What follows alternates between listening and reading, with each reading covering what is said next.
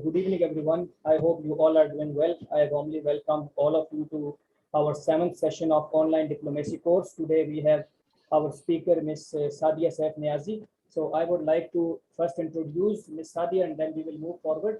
Ms. Saadia Saif Niazi is currently serving as a lecturer at the Department of International Relations in National University of Modern Languages, Islamabad. And she received MPhil degree from National Defense University, Islamabad, and currently she is working on new Silk Road diplomacy. Moreover, which was major exertion of her MPhil thesis. And previously, Ms. Saadia has taught in different universities, and she taught international relations. She also got double masters, means one master's in history from Allama Iqbal Open University and one master's in international relations from National University of Modern Languages, and in 2005. And she is teaching since 13 years. And Ms. Saadia Niazi has presented papers in different national and international conferences. And she has joined Euro-Asia Studies Forum as an expert before 2 years. So now I warmly welcome our speaker, Ms. Saadia Saif Niazi. And Ms. Saadia, the floor is yours. Thank you very much, Musawir, and this forum, Youth Diplomacy Forum. It's a very good initiative through which we can easily discuss several issues with people like you. And today, let me just tell you that today we are going to discuss this economic diplomacy. Musawir has introduced me as lecturer, and I'm working as a lecturer in International Relations Department, Naman, Islamabad. Today lecture is going to be very fantastic, and I have gone through all the lectures, whatever you people have learned so far. So my lecture is co-related or co-linked with your previous lectures. But in the outline of my lecture is today, we are going to discuss what is diplomacy, a little definition of the diplomacy, and then we will relate it with this economic diplomacy. We will discuss the very important aspect of economic diplomacy, which are having two sides of economic diplomacy. Then we will discuss some historical perspective, how this economic diplomacy came to being and how the commercial diplomacy and different type of diplomacy are the part of it. Colonialism ka era, we will discuss the colonialism era as well. Then we will discuss some factors behind emergence of economic diplomacy. This is going to be really interesting. Then there are some economic instruments which a country used to have achieve its economic objectives. Then I will discuss some diplomacies which come under the economic diplomacy, because in the beginning, as I've told you, that whatever you have learned about the diplomacy, that is co-linked with your economic diplomacy. Coming towards this thing, that what is diplomacy? Diplomacy is an important means through which states execute their foreign policy. We have learned this thing very well, that how your diplomacy is a means through which states execute foreign policy. Your foreign policy is basically a law, and how to implement or how to achieve that law. Your foreign policy is to achieve your national interest. Your foreign policy is something law, rules and regulations written by our parliamentarians while they are sitting in parliament, or after discussion they make the foreign policy. To achieve this objective, they go for diplomacy, right? We know very well the meaning of diplomacy. It's a negotiation process, it's a communication process.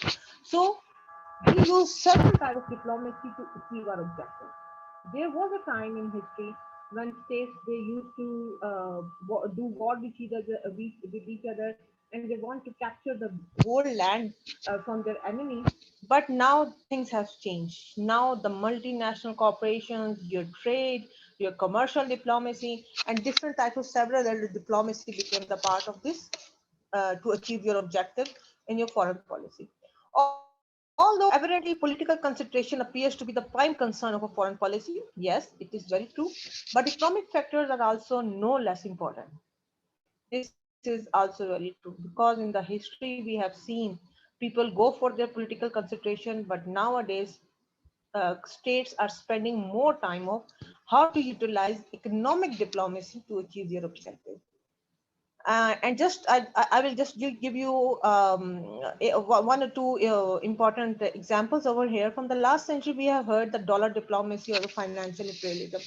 His Excellency Also give an example of this dollar diplomacy and how this financial imperialism, we have seen this in the beginning of the Cold War, that how the USA has achieved its objective through Marshall Plan and Truman Doctrine by giving more and more loans to the Eastern Europe just for their recovery and just for their rehabilitation.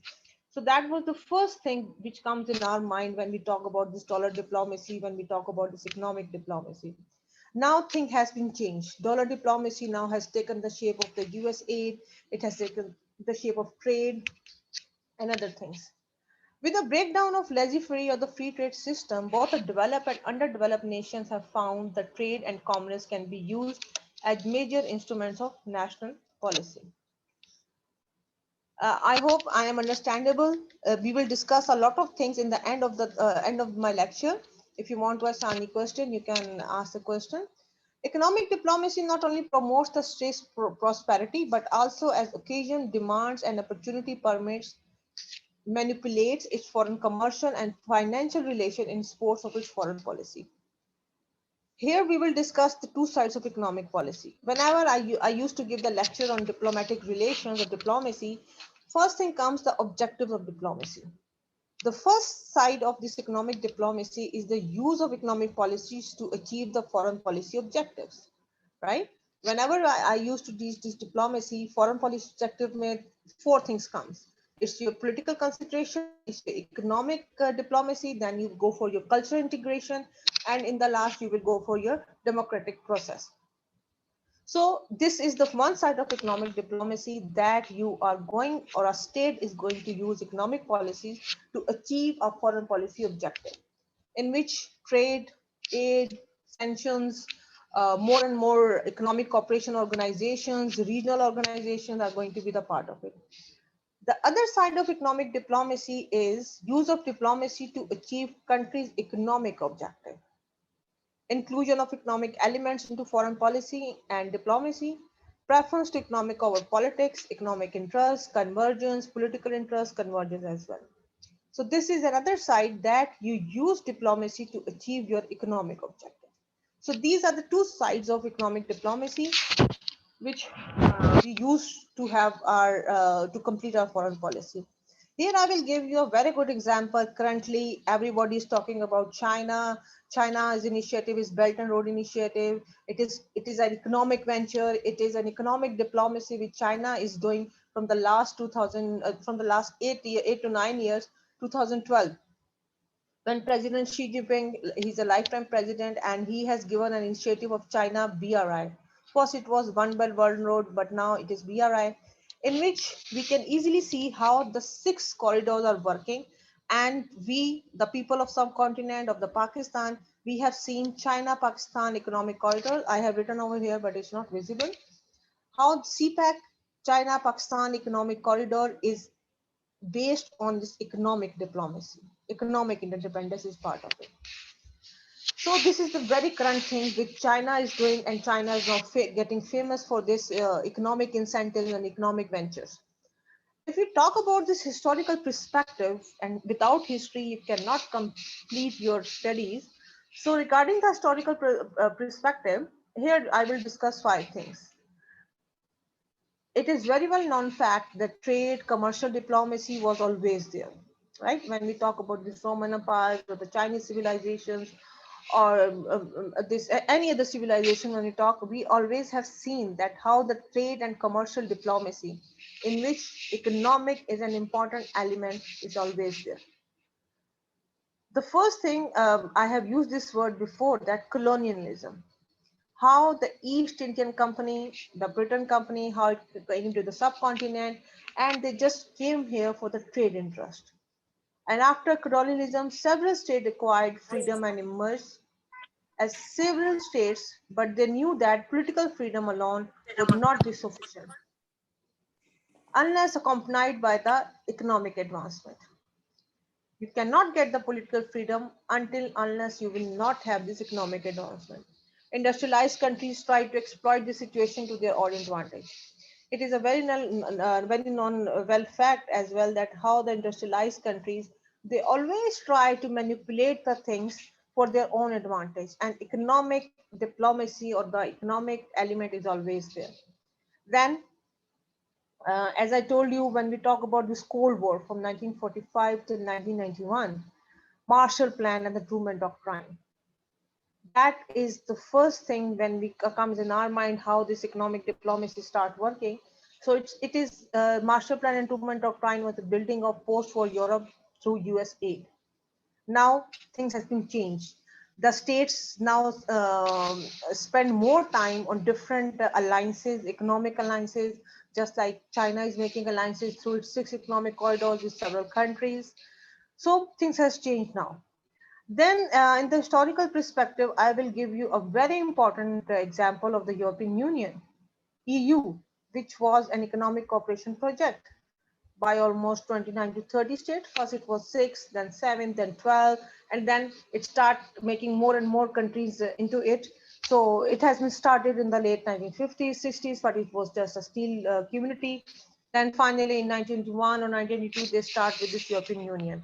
European Union, one currency, economic element is there. There is a borderless things. Everybody can go to these European Union countries on one passport.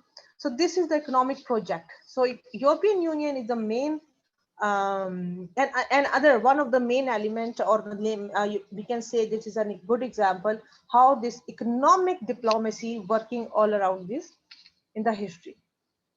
Then we have seen Bretton Woods system, World Bank, International Monetary Fund, tackling economic issue through GATT, then WTO, 1994, it has been established. Then now, I have told you that several countries start making more and more alliances. We can see G20, the very recent example of the G7. The economic developed countries are part of this G7, and how they are manipulating or how they are exploiting the situation for their own advantage. We can have this World Economic Forum. We can have another example of the SAARC, South Asian Association of Regional Cooperation, in which we have this SAFTA. These are free trade agreements. Another example, the other states are doing this free trade agreements. China has done an agreement with Pakistan. China has done agreements with other countries. That is free trade economic zones. So in all this historical perspective, we can have this example of the economic element in it. Factors behind emergence of economic diplomacy. Now there are several factors which has emerged in the economic diplomacy, and this slide I have taken from the very famous book of S.L. Roy on diplomacy. If you are a student of diplomacy, you must read that. Although it's an old book, but it is having very much important things in it. The first factor which is behind the emergence of economic diplomacy is shrinking political differences among nations. We have seen how the states first linking with each other for the political things, but again, they start thinking, yeah, without this economic element, we will not be able to have it. But they have given priority to economic issues, like what should be the barter system, how you can trade, and how you can have your complete your expenses. That was the first thing when political differences shrank and states start giving importance to the economic issues. Then there is another factor which is really important, that was the threat of nuclear war, use of force to settle disputes. We have gone through the history as a student of international relations. We have seen that how that there was a threat of nuclear war. There is threat of nuclear war from 1945, and at that time people start using force to settle disputes. But again, they started giving importance to economic issues. They said nuclear war should not be occurred. So what should we do? We should start tackling the issues with the economic priorities. Here I will give you another example of the ASEAN states, ASEAN. ASEAN states, these are the peripheral states of the China. And what China is doing, China is working on a preventive diplomacy in its periphery. ASEAN, we can see that there are 4 to 5 Asian tigers are there. So what they are doing, whatever their ASEAN way, there is an ASEAN way, WAY way. So what is this? This is ASEAN way that, okay, gee, if you are having any dispute, let it be there. We should go for the economic cooperation. So in this way, they are settling their disputes with the economic priorities.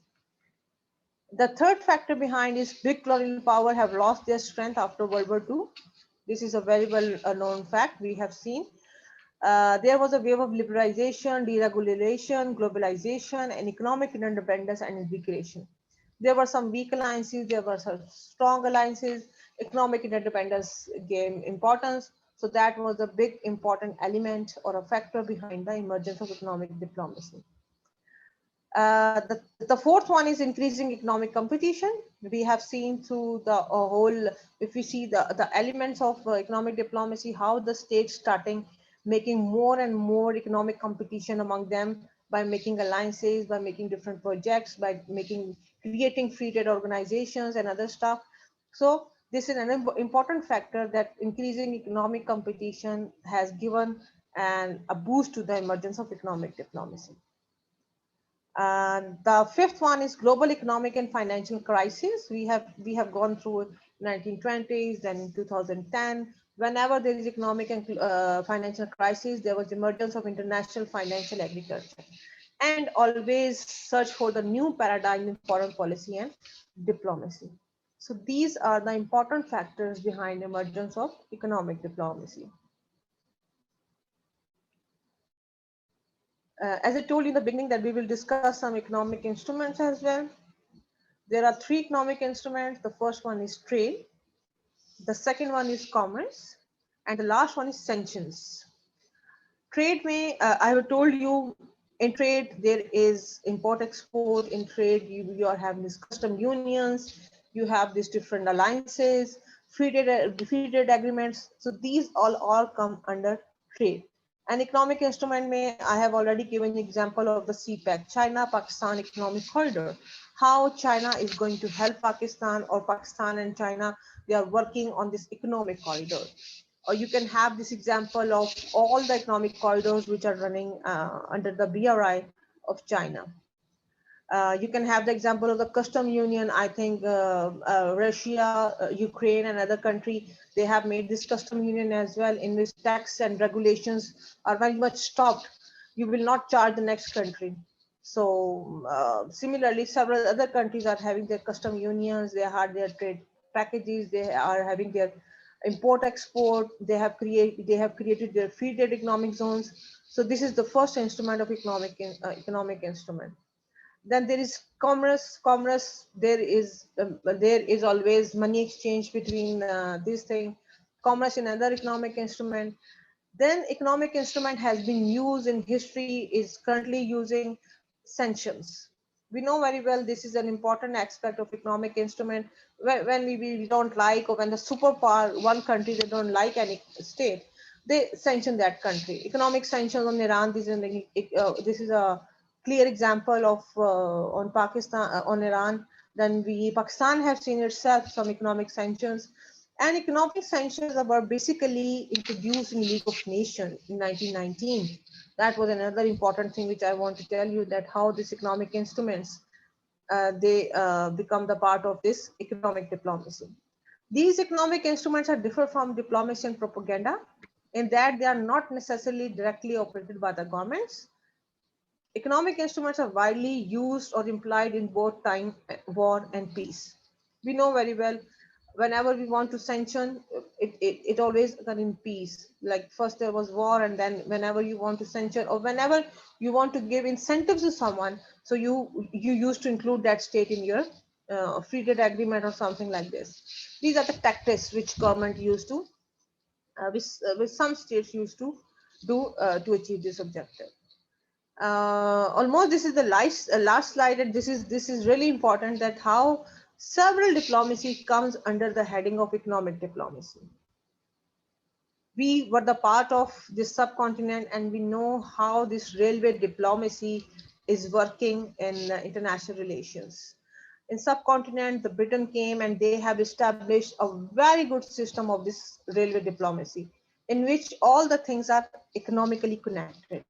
Then the biggest, one of the important aspect of China under BRI is it's all project on Eastern Europe countries like Romania. If we talk about Belarus or Russia, Latvia, Lithuania, all the projects over here, China is working under the heading of the railway diplomacy. China is making its railways in 72 hours railway line. It has established from Central Asia, from China till this Europe. They will reach in 72 hours. So what China is doing currently, China is working on its project of railway diplomacy. These are the part of this BRI corridors. Then if I talk about this resource diplomacy, we all know very well what is the resource diplomacy. Resource diplomacy is your hydrocarbon reserve, it's your resource, your people are your resource.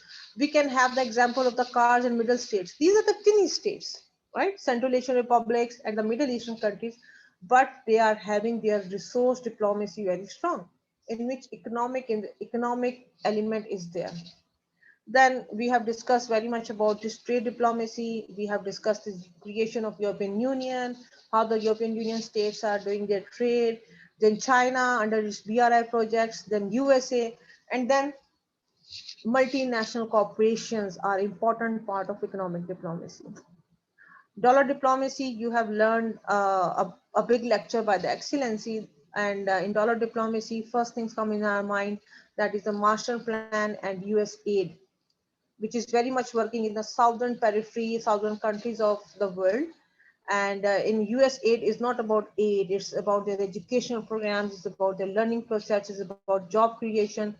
So several countries are making these or working on these US aid programs. And government also use this economic diplomacy within their states by creating tourism, by creating their economic incentives, and by creating more and more jobs, just to eliminate the poverty, which is one of the non-traditional issues as well. And the last one is commercial diplomacy. In the end, we can discuss maybe more than 5 things come in our under the heading of economic diplomacy.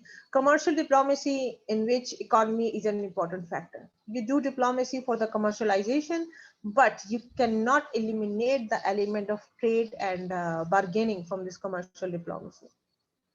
In the conclusion, I will talk about this economic diplomacy includes building international coalition and countries recover for financial crisis. It entails convincing host governments leaders to apply the policies and measures. The main focus of economic diplomacy is promotion to attract foreign business, investment, technology, and tourist industry. Right? As I told you, states within their countries, they do these kind of promotions to attract foreign business, investment, technology, and to increase their tourism. Economic diplomacy connects closely with the political, public, and other segments of diplomatic work. So economic factors have always played a part in diplomatic dealing, but in present world, it has assumed greater importance. This may not be regarded as an integral part of diplomacy. Now be regarded as integral part of diplomacy. So here I am stop sharing my screen. If you have any questions, you can ask me, and I hope so okay, I am very much audible and understandable to you people. Thank you very much, ma'am. And it was very informative and fruitful presentation. And we have learned a lot of things about economic diplomacy. And you have explained through examples of giving examples of BRI, CPEC, and other examples also. So it was a very informative session. Now we are moving towards our question answer session. So Miss Leah Komba would like to ask a question. Yes, Miss Leah. Hi everyone. Hi Saadia, thank you for your presentation. It was amazing. And I have a question. I'm from Angola, and my country has been in an economic crisis for 7 years, I guess. And I want to know how countries in financial crisis can exert a economic diplomacy. So, what is your country, please? I don't know if you understand. Angola. Angola, yeah. You know, the southern countries of the world, they are facing these kind of issues. I understand. Your question is regarding basically how your country can survive in economic crisis by using this economic diplomacy. Is हाँ that it? Ji Ji. So this is a fact that if you are not going to be exploited, it is better to be exploited rather than not. Are you getting my point? When CPAC is coming, when Pakistan is doing trade or Angola is doing trade with the different countries, they will be more exploited and there will be more chances for this economic development in their country. You got it? मैं ਉਹਦੇ कौन if if if you are not going to be exploited, if you are not going to be used by the other countries, you will be like, you will be lesser developed and you will not be given importance. You will not be able to explore more and more grounds for economic diplomacy. So it's better that at least start doing work right now with different countries, with different initiatives, with different work, so that you will have more and more chances to be utilize your potential for your economic development.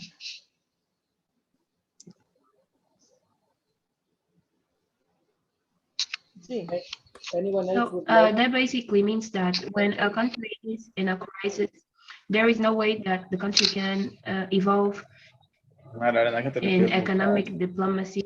It can only be used by other countries. गंदी तस्वीर आ गई delete करो I didn't get somebody speaking Hi, in I'm Pinas. Musawir, can you please hold that person? I want to Okay. answer. Yes, Kambu.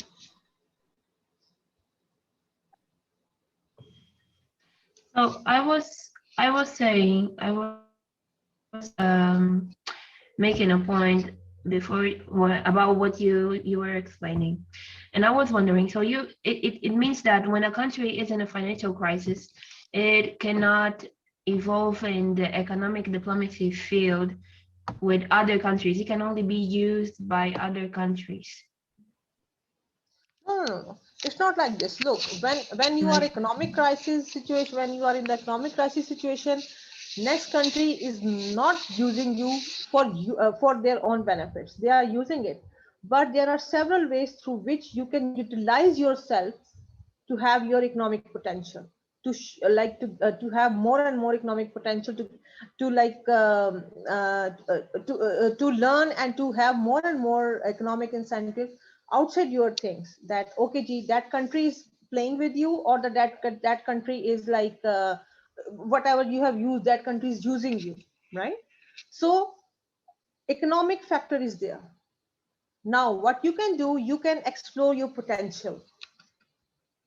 Economic element is there, and while you using more by exploring the potentials or by taking some other initiatives, you can exploit that country as well. For example, your country must be having some economic ventures with the China currently, right? So China is just okay. If you say that China is using you, okay, fine. But what you can do, you can have more potential, or you can learn about yourself, right? Okay, gee, I can do this thing, I cannot do this thing. So what will happen? You will be given more other chances other than other countries which are not being exploited. Good So, afternoon. Waldo. First of all, I would like to say sorry because right now I'm in my sister's house and my kids are just crazy. I'm sorry to use this word. Meaning like you guys may hear some noises, as you can see now, because my kids are just, my nephew is just playing, close to the room I am. And once again, I'm so sorry for that.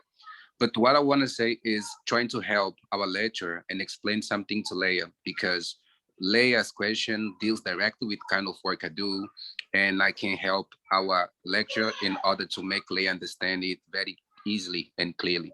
First of all, either in relationship or any other kind of relationship we establish with other, either in love relationship, friendship, or between countries and anything related to that, we can never ever say that people are using us, because as we grow or as we old, we cannot say that people are using us in any kind of relationship we establish with others, because we grow and we know exactly where we're putting our feet in.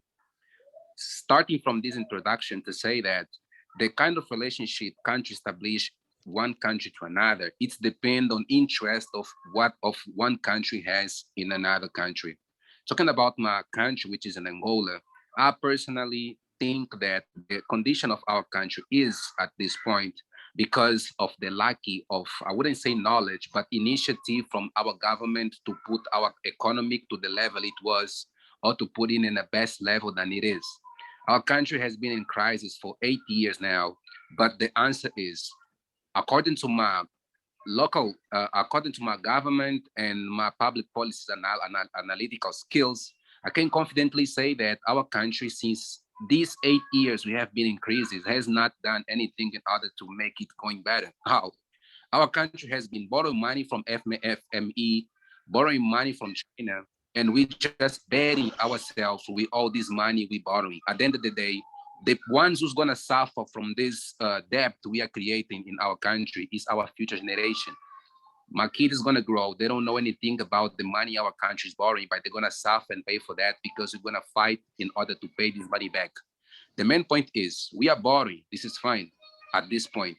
What are we doing with this money? My answer is nothing, because I'm a local government analyst and I see very close every single movement that my country, which is in Angola, is doing since 2017, which the crisis started, until now. We are in 2021. Our country has lucky to invest in the youth. They forget that the youth is the strongest potential in any country. They busy stealing the money. They busy financial many robberies. They busy, instead of they put potential people in government position in order to make the country go, they put their families. So they stealing the whole money that our country has for personal purpose. My question is, how do you want us to get out of this crisis if the political if the public policies that our government is implemented in the country is to benefit the politicians?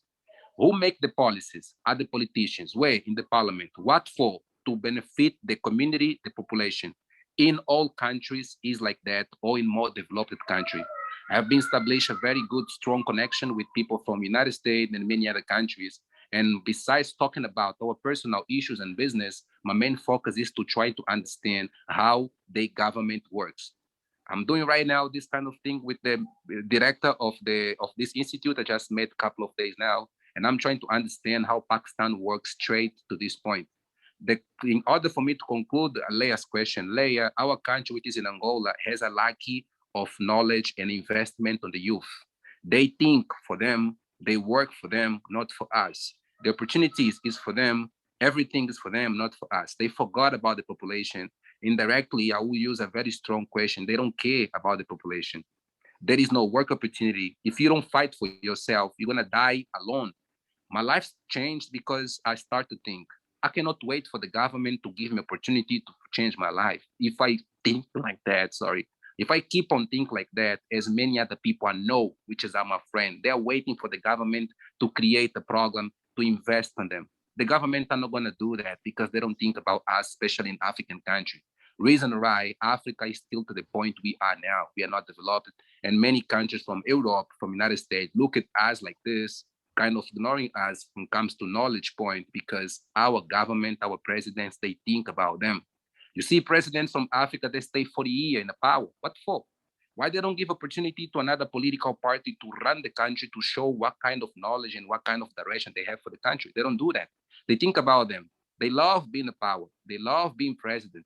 They being there. We have an example, the ex-president of Zimbabwe who just died, President Robert Gabriel Mugabe, who died. He was like 30 years in the power. Our own president, our own ex-president, he was in the power for 30 years. My question is, why you want to be a president for 30 years? What is the point? So to conclude everything, I believe that our speaker was great and give us this information. And once again, Leia, our country is now a situation because our government has a lucky of creating policies and kind of program that has very impact on population, especially in the youth. Thank you.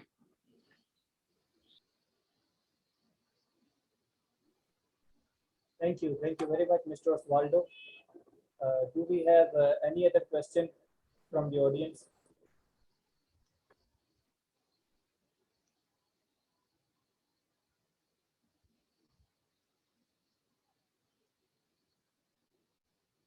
Okay, I respect Mr. What was his name? Mr. Osvaldo Jao.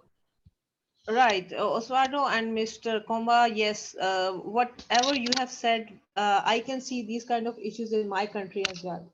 You know, we are the third world countries and we are facing the same issues, like why the government is sitting over there when they are not creating opportunities for the people, for the common people.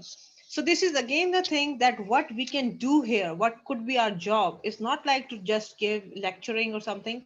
We have to make our public or make our a common man to make more and more initiative or to take them more and more initiative for their own creation of economy, for their own money. In this way, we can eliminate the poverty as well. We cannot wait for the governments. They are not, our politicians, they are not sincere with us. But what we can do, we can create or we can take more and more initiatives to tackle the issue. I hope you agree with me.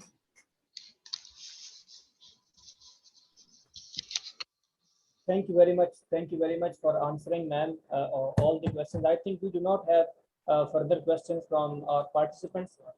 Thanks to Mr. Osvaldo as well for explaining their country's point of view, their perspective, what people of Angola think about their politicians and what problems they are facing.